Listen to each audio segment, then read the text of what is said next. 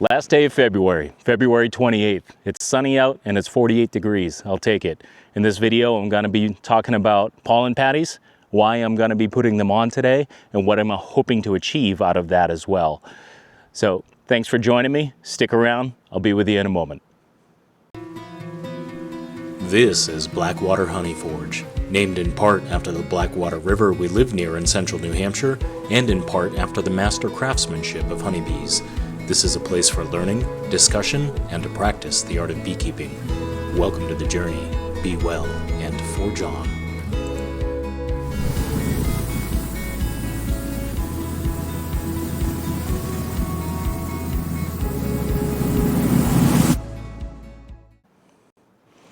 So yeah, I'm calling it. Spring's here.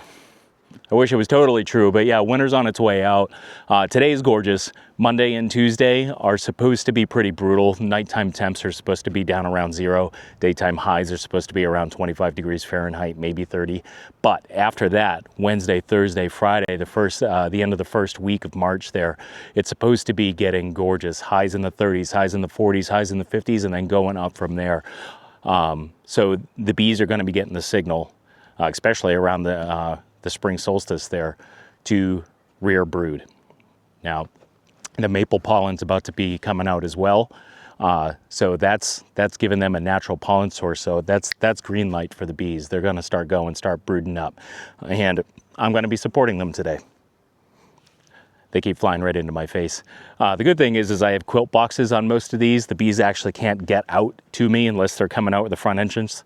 So I might get one in the face, I might not. The cost of doing business, right? So anyway, like I was saying, the maple pollen's going to start going, and they definitely prefer the natural resources over the pollen patties that I've made up. But the good thing is that, or the reason why I'm doing this is not necessarily the good thing, is in this early stage of spring buildup, where the weather can be temperamental, as they're rearing brood, if the weather turns sour, it snows, it rains, it gets really cold for a couple of days, and the bees can't get out and do foraging flights, they can't collect those resources that they need, I'm going to be providing those resources right here on the tops of their hives. So they're definitely going to prefer the maple pollen, but if they can't get to it, they get the pollen. So they can get to that. Now, this hive is the only hive I didn't actually have a quilt box on. And since I actually already failed at starting this video correctly, this is like take number 5, because I didn't hit the record button the first time around. I've already put some pollen sub in this one. This just has an inner cover on the top, so it's just got the hole there on the top of the inner cover. I got the sugar brick over here that holds that, and then I just took a wad of pollen sub and I just put it right in under that hole. So the bees are already in there. I can already see them munching away on sugar syrup and on the pollen patty that I got going. Now I am trying to do this pretty quick today, but I do want to show you what's going on as well. I am just trying to minimize my disturbance, because anytime we're getting into the hives, of course we are disturbing them. It's a very tough time of the year to be opening hives, because the bees are still pretty fragile. Their clusters are still pretty small for the most part. There's a couple of hives over here that are actually got some pretty big clusters. I'm stoked about that. So this one, I actually have the quilt box in, and I'm going to grab the camera here and show you what's going on. I'm just going to pull this away.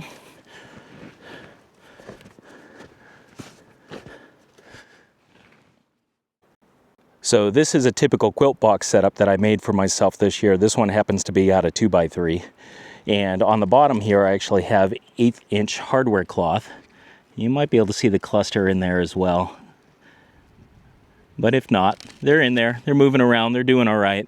And I got my sugar brick, some Hive Alive in there. Actually, shouldn't have taken that out of the packaging because it got really dry. It's not pliable the way it normally is. But I actually had already put in my pollen patty in there as well. It stayed super nice and pliable. I think the bees are going to love that. I was going to mention on the hardware cloth, I'm not going to do 1/8" hardware cloth next year. I'm actually going to tear this stuff out and redo it with 1/2", because I want the bees to be able to access this area. That way they can climb all over the food and get it as much as they want, and they're not reliant on trying to just shove their proboscis through or their mandibles through and trying to chew this stuff up. So it's going to work for now, and next year is going to be an improvement. But I'm gonna go flip the camera around again and we'll get to work some more.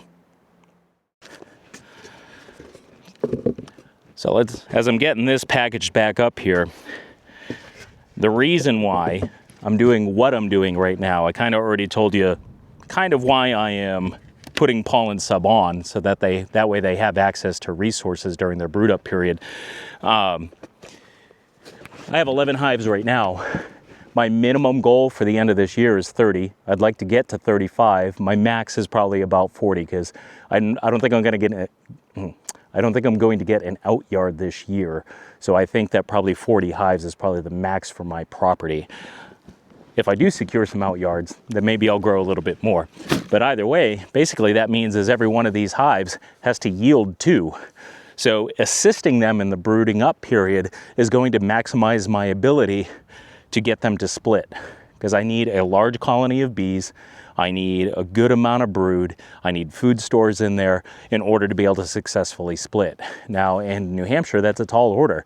I still have 2 feet of snow on the ground. Yeah, we got some good weather coming, but it's me applying pressure politely to the bees to get them in the best possible position as early as I possibly can in order to not only maximize my production of splits, but these 11 hives are also going to be production hives. I need to be able to split off of them, get them to recover, and get them onto a honey harvest this year as well. So it might sound like a tall order, and it probably really is, but that's kind of the name of the game, right? The price of progress, so to speak.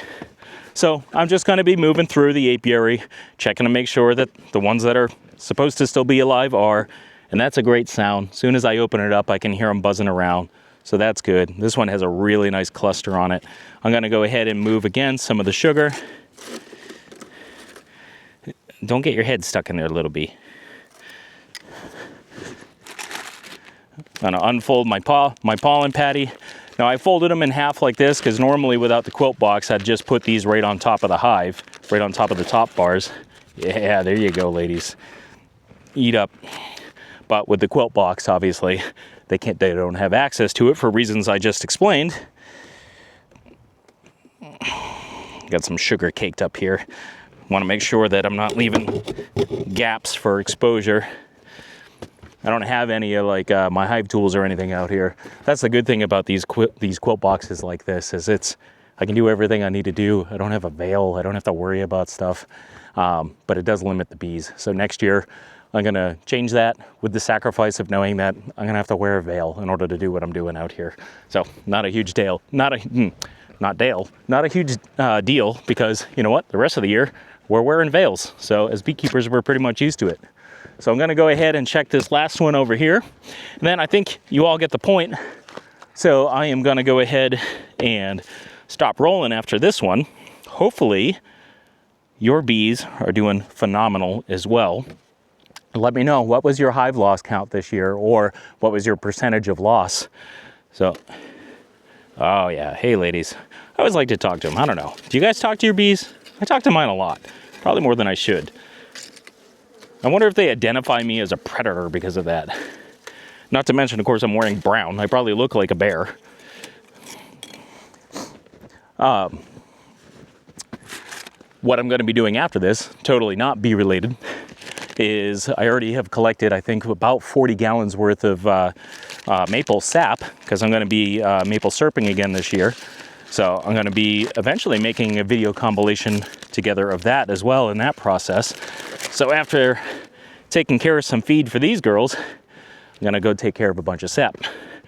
So if you're interested at all in learning about sapping and maple sugaring and things like that, click on any of those thumbnails of my videos that might show me doing that stuff. The good thing is my new chickens have started to lay as well. The bad news is that it's been so cold that as they've started to lay, the eggs are just cracking. I can't get to the eggs before they freeze and split. I don't heat my coop during the winter. But that's other stuff that you'll see if you continue to watch this channel. It's a full operating homestead as well. I don't have a ton of chickens and ducks, but I got close to 30 chickens. I got a handful of ducks, some geese, more dogs than most people should probably own. So if you like animals, you're in a good spot. But other than that, I'll see you on the next video. Thanks for coming around. Be well. Forge on.